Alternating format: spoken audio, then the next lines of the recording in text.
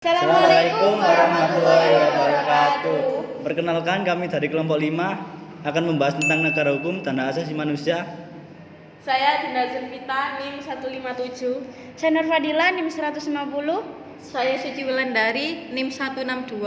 Saya Naura Rama Fadila, NIM 138. Dan saya Alfian Dimas Putra, NIM 118. Yang pertama kita akan membahas tentang pengertian negara hukum. Definisi negara hukum adalah negara yang setiap tindakannya berdasarkan pada aturan atau sesuai dengan hukum yang telah ditetapkan. Jika ada seseorang yang tindakannya melanggar aturan, maka ia berhak mendapatkan hukuman karena dianggap melanggar hukum. Selanjutnya, ciri-ciri negara hukum. Yang pertama, adanya sistem ketatanegaraan yang sistematis. Setiap lembaga yang dibentuk memiliki fungsi dan tugasnya masing-masing untuk membantu menjalankan pemerintahan negara tersebut agar nantinya dapat sesuai dengan aturan yang telah ditetapkan. Selanjutnya, hukum sebagai patokan segala bidang. Ciri-ciri negara hukum yang satu ini merupakan upaya untuk menempatkan hukum dalam tempat tertinggi sebagai alat perlindungan bagi rakyatnya. Dan yang terakhir, adanya peradilan pidana dan perdata. Peradilan pidana adalah peradilan yang mengurus tentang pelanggaran hukum yang menyangkut banyak orang. Sedangkan perdata yang mengurusi pelanggaran hukum yang melibatkan perseorangan saja. Selanjutnya ada makna Indonesia sebagai negara hukum. Makna Indonesia sebagai negara hukum adalah segala aspek kehidupan berbangsa dan bernegara serta administrasi pemerintahan harus didasarkan pada hukum dan segala produk perundang-undangan yang berlaku. Pengertian hak asasi manusia.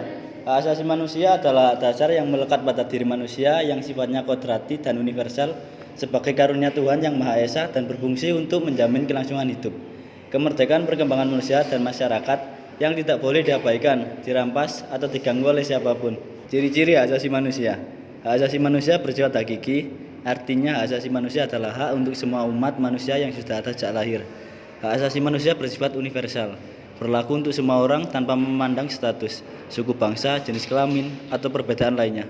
Hak asasi manusia tidak dapat dicabut atau diserahkan kepada pihak lain.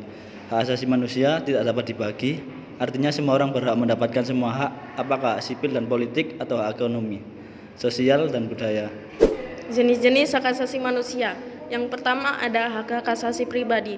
Ini adalah jenis HAM yang meliputi kebebasan untuk menyatakan pendapat, kebebasan memeluk agama, kebebasan bergerak dan lain sebagainya, seperti kebebasan untuk mengikuti suatu kegiatan organisasi atau suatu perkumpulan, kemudian hak kebebasan untuk memilih, memeluk, menentukan dan menjalankan agama yang diyakini masing-masing, kemudian hak kebebasan untuk bepergian atau bergerak.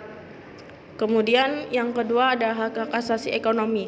Ini adalah jenis HAM yang untuk memiliki sesuatu, menjual, membeli, serta memanfaatkannya, seperti hak kebebasan untuk melakukan kegiatan jual beli, kemudian hak kebebasan untuk melakukan suatu perjanjian kontrak, kemudian hak kebebasan untuk memiliki sesuatu, dan hak kebebasan untuk menentukan pekerjaan yang layak. Yang ketiga ada hak asasi politik. Ini adalah jenis HAM yang ikut serta dalam pemerintahan, hak dipilih atau memilih dalam suatu pemilihan umum, seperti hak untuk mengikuti kegiatan dalam pemerintahan, kemudian hak untuk mendirikan atau membuat suatu organisasi politik serta organisasi politik lainnya, kemudian hak untuk mendirikan atau mengajukan suatu usulan petisi. Yang keempat ada hak asasi untuk mendapatkan perlakuan yang sama dalam hukum dan pemerintahan.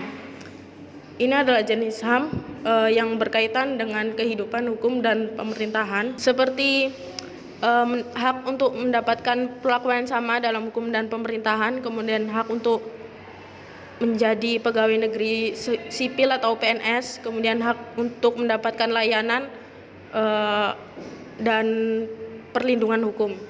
Yang kelima ada hak asasi sosial dan kebudayaan.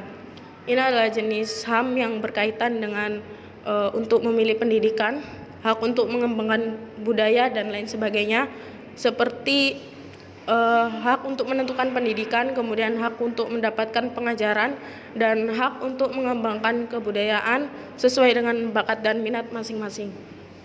Kemudian yang terakhir keenam ada hak asasi untuk mendapatkan perlakuan, tata cara, peradilan, dan perlindungan.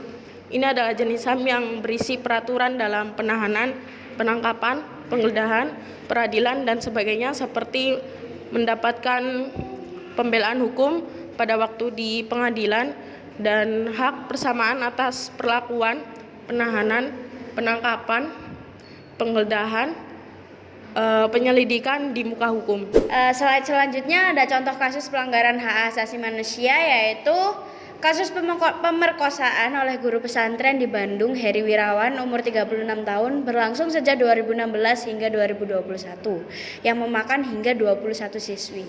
Heri melancarkan aksi tidak senonoh tersebut di beberapa tempat seperti ruangan yayasan, hotel, hingga apartemen dengan iming-iming sekolah gratis, masa depan yang terjamin, dan hidup senang karena kebutuhannya terpenuhi. Menurut pengakuan dari salah satu korban, setelah beberapa lama tinggal di pesantren, pelaku mulai melancarkan aksinya. Awalnya minta dipijat malam-malam, lalu korban diusap mukanya, ditidurkan, dan akhirnya dengan leluasa Heri melakukan aksi bejatnya. Kemudian seluruh korban digilir satu persatu hingga korban hamil.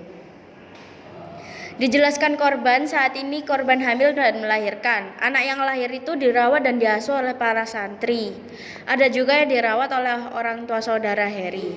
Sehingga saat korban pulang ke kampung halamannya, tidak ada tanda-tanda yang mencurigakan.